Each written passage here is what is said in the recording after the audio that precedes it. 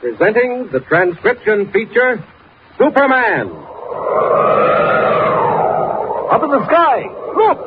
It's a bird! It's a plane! It's Superman! And now, Superman, valiant fighter for truth and justice, champion of the weak and the helpless, who has appeared on Earth with a physical structure never before attained by mortal men. Superman, who is stronger than a locomotive, faster than a speeding bullet, and who walks about among human beings as mild Clark Kent, news reporter for the Daily Planet. When we last saw him, Kent was in the Southwest at lonely Bridger Field with young Jimmy Olsen, copy boy on the Planet, investigating the connection between the man known as Professor Hagen, animal trainer in Lawbeck Circus, and the series of mysterious crashes among test planes of the privately owned National Air Service. Finding evidence of Hagen's plans in the caverns below the circus grounds, Superman had taken off in a last desperate attempt to save a brand new mystery plane, last word in aviation science, due to reach Bridger Field at midnight. As our story continues today, not much time is left. Moonlight shines down on the slopes of the Rockies and on the search party headed by young Jimmy and Ed Hamlin of the airport, making their way up the narrow trail by Muleback. And also on the tiny cabin in which Hagen makes his deadly machine ready. Listen. So it works well. Most instructive, Carl? What is it, Professor? What exactly does it do? If the capable Pedro were here, he could show you to the Queen's State. Why did you send him back to Del Rio? Back to Del Rio? By no means, Carl. Merely down the trail to operate the signal devices. You think there is someone coming? I'm quite sure of it. Thanks to that interfering newspaper man, Mr. Clark Kent. What will you do? I believe he sent out a party to scour the trails above Bridger Field by Muleback. Professor, if they do that, they'll find the cabin. Here? Rest easy, Carl. Much will happen before they reach here. Now, see? Watch what occurs when I focus the machine. I see nothing at all. Professor. Yes? What does the teleflame do? That is my secret, Carl. It stretches out into the dark, silently, invisibly, till it meets the metal of the plane's engine. Then what? Then heat, terrific heat, 10 times hotter than the electric arc. The metal is made white hot, then incandescent. Then it gives way and disappears in the form of gas. It is gone, Carl, completely gone. That's why they found no motors in the wrecks. Just so. And it is also why they will find no trace of this mystery ship at all. It will vanish completely, Carl, like a puff of smoke in the wind. In something less than 9 minutes. Now, stand by again while I make another adjustment. But be careful, my friend. Be careful to keep well out of range. Now.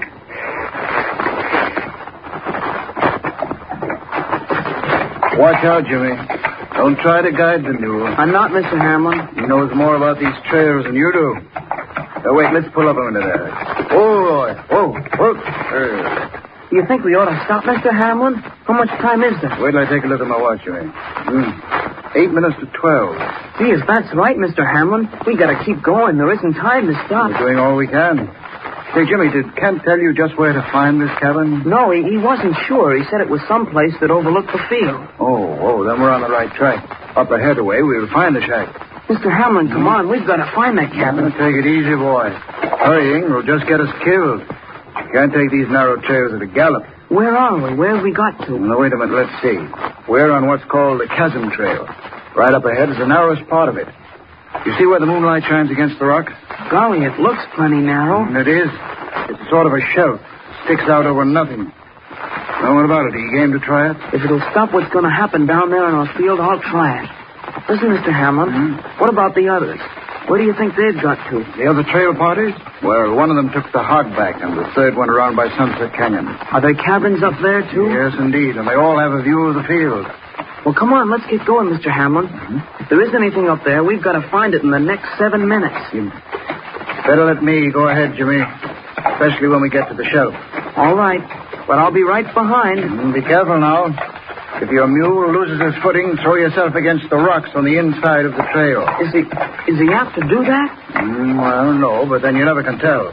It's a long way down. Now watch it, Jimmy. Here's the shelf. Just follow right straight along and don't look down. I couldn't anyway. It's too dark to see much, except where the moonlight is. Golly, it's narrow. All right. Come on, Jimmy. Don't stop. We want to get off this place. The cabin's just up ahead away. Mr. Hamlin, how far is it across the shelf? Oh, 400 or 500 yards. Oh, keep going. Mr. Hamlin, listen. Huh? What's that noise? What? A slide. There's a rock slide up on the mountain. Get going, Jimmy. From the sound, it might be coming right down here. But where we go, Mr. Hamlin? Right on ahead. It's quicker than going back. No, we can't do it. Look, something just came down right on the trail. Boulders, big ones. Get back against the rock. Mr. Hamlin, it's coming straight for us. Get off that mule. Quick, Jimmy. Now duck behind him. That's the way. That's it. Now quick. All right against the rock. Hurry up. Quick. It's coming.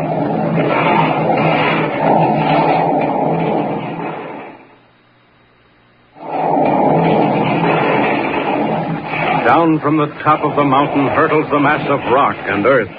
But suddenly another sound fills the air. A great rushing of wind. Superman comes streaking over the trail. What? It's Jimmy. Jimmy and Ed Hamlin. They're right under that slide. Down.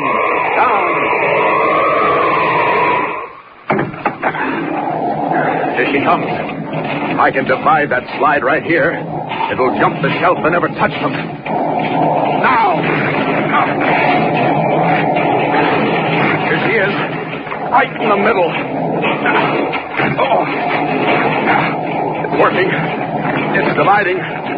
They're going to be all right. Going right over their heads.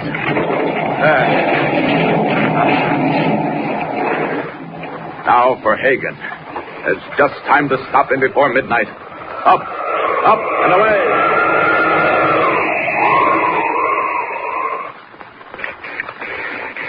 Almost ready now. What's the clock say, Carl? 2 minutes to 12. 2 minutes to go. 2 minutes more, my Carl, and we earn our pay. Professor, is there any sign yet of the plane? Oh, not yet. Will it be on time, do you think? I think so. If what I've heard is true, it flies to the split second. Machine. Yes? Is it ready?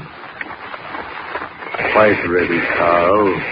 When the plane appears, I start the teleflame in operation. Once started, it will do its work wherever it is pointed. But mind, my friend, keep out of its way. Professor. Yes? Look. Up there in the west. Lights. Wing lights of a plane, Carl. That's it. It's coming. Just a few seconds more now till it gets above the field. Coming like a lightning bolt. Professor Hagen. What speed? Look. And when it hits the Hagen teleflame, it will be even more like a lightning bolt, Carl. It will burst into flames like a meteor. Now I start the teleflame. I hear it. I hear it flying. No, don't be ridiculous. You can't hear it this far off. You hear the teleflame. No, it's not the teleflame. It's something else. Right over our heads. Professor, look.